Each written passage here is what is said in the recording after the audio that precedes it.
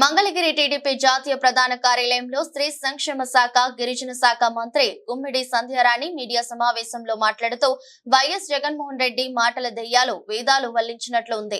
ప్రజాస్వామ్యం గురించి వైసీపీ నేతలు మాట్లాడుతుంటే నవ్వు వస్తుందని, దమ్ముంటే జగన్ రెడ్డి వాళ్ళ బాబాయ్ హత్యపై ఢిల్లీలో ధర్నా చేయాలని, చిన్నపిల్లలకు చాక్లెట్ ఇస్తే బయటకు వచ్చినట్లు జగన్ రెడ్డికి స్పైడర్ సినిమాలో విలన్ పాత్రలా శవం కనిపిస్తే బయటకు వస్తున్నాడు.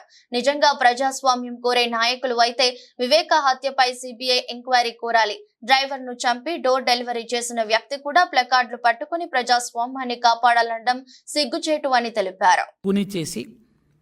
అంబేద్కర్ గారి రాజ్యాంగాన్ని తొంగలో తొక్కి రాజారెడ్డి రాజ్యాంగాన్ని అమలు చేసుకుంటూ వెళ్ళినటువంటి నాయకులు ఈరోజు సిగ్గు లేకుండా ప్రజాస్వామ్యం బాగలేదని, ప్రజాస్వామ్యం ఇబ్బంది పడుతుందని మాట్లాడడం, గవర్నర్ దగ్గరికి వెళ్ళి లెటర్లు ఇవ్వడం, రాష్ట్రపతి పరిపాలన పెట్టాలనడం చూసుకుంటే నవ్వు రావట్లే మీకు అందరికీ.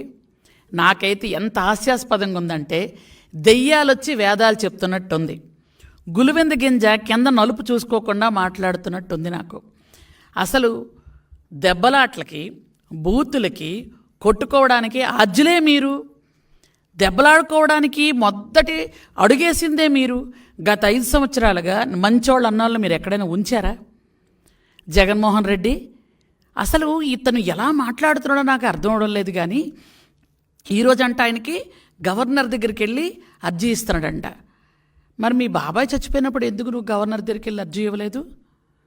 రాష్ట్రపతి పరిపాలన పెట్టాలట. గత 5 సంవత్సరాలు ప్రతిరోజు రాష్ట్రపతి పరిపాలన పెట్టాల్సిన టైమేనే. మరెందుకు ఆ రోజు అడగలేదు? ఆ రోజు నిజంగా బాబాయ్ చనిపోతే బాబాయిని గుండెపోటని చెప్పింది ఎవరు? మీరేగా ఫస్ట్.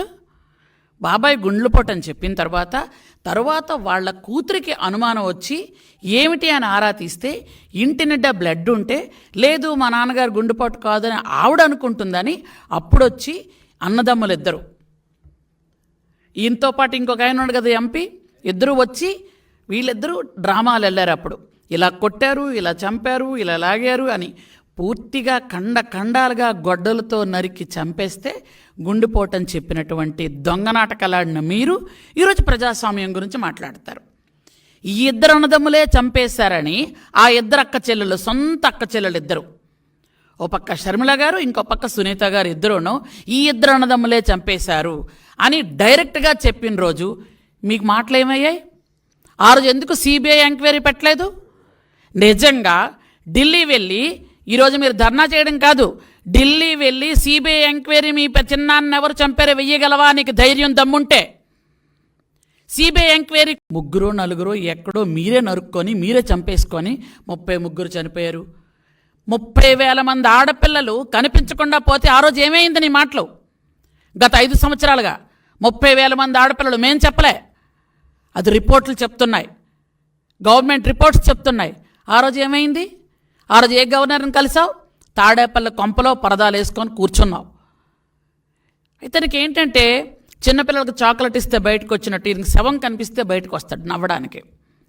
శవం కనిపించగానే శవం ఎక్కడ దొరుకుతుందా అని అదేమి అలవాటో నాకు అర్థం కాలేదు. కొన్ని సినిమాల్లో నేను చూశాను, ఎవరైనా ఏడుస్తూ ఉంటే ఈయన నవ్వుతూ ఉంటాడు ఎదురుగున్న ఆయన.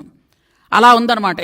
ఎవరైనా చనిపోతే వెంటనే పరదాలను వదిలేసి వెంటనే అక్కడికి వచ్చేసి వాళ్ళని పలకరించడు, నవ్వుతూ పథకాల గురించి మాట్లాడతాడు.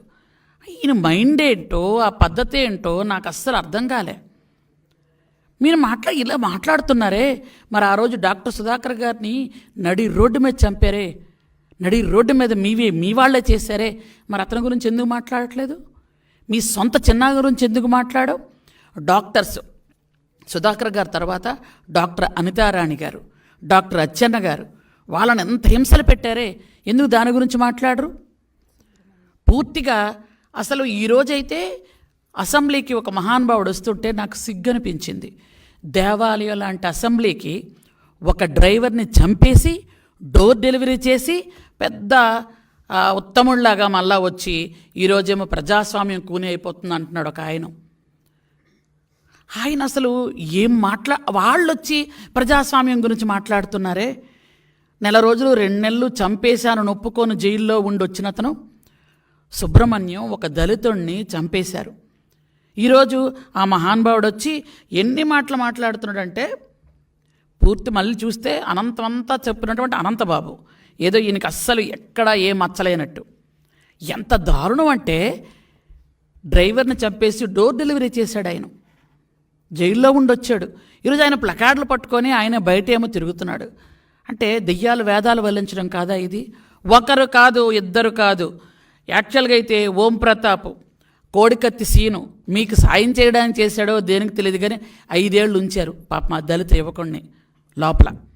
అలాగే హనుమాయమ్మ, స్నేహలత, రమ్య, వెంకాయమ్మ, శ్యామ్ కుమారు, కర్రీ శ్రీకాంత్, జడ్జి రామకృష్ణ గారు, వీళ్ళందరూ గుర్తులేదా? చనిపోయిన వాళ్ళంతా ఆత్మలై మీ చుట్టే తిరుగుతున్నారేమో నాకు తెలిసి. వీళ్ళందరూ గుర్తులేరా? మీరేమో మాట్లాడుతున్నారు.